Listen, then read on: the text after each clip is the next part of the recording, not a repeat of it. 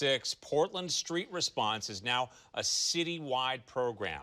The announcement came this morning. The program provides an unarmed response to people in a mental health crisis or non-life-threatening situation. It's been operating on the east side for just over a year now.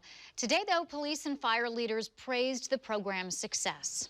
I think for us, it's when you bring on this new capacity to the public safety system in the city, and it's going to help Portlanders in need get services they need, that's a good thing. The drive and the purpose, which comes from compassion and how we care about each other.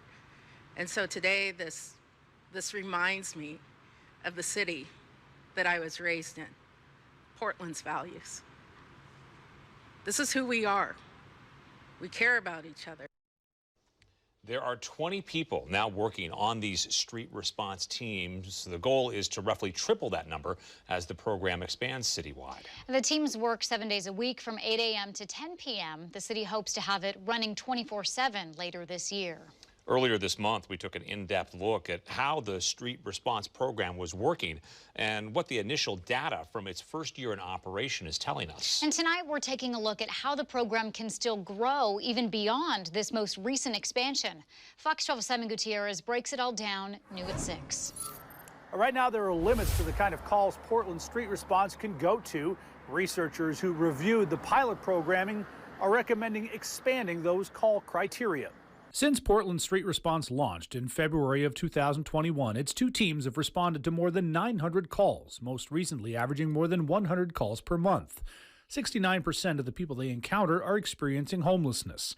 To track the program's performance, the city of Portland contracted with Portland State University, which conducted a comprehensive review of the first 6 months of service.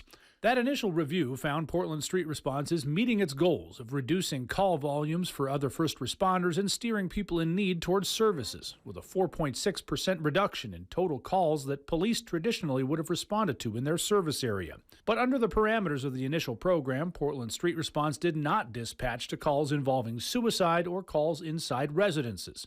PSU researchers recommend expanding the Street Response program to also address those calls. We've heard from everyone from other first responders, police officers think they should be going on these types of calls. Community members are very surprised when they hear they don't go on calls involving suicide.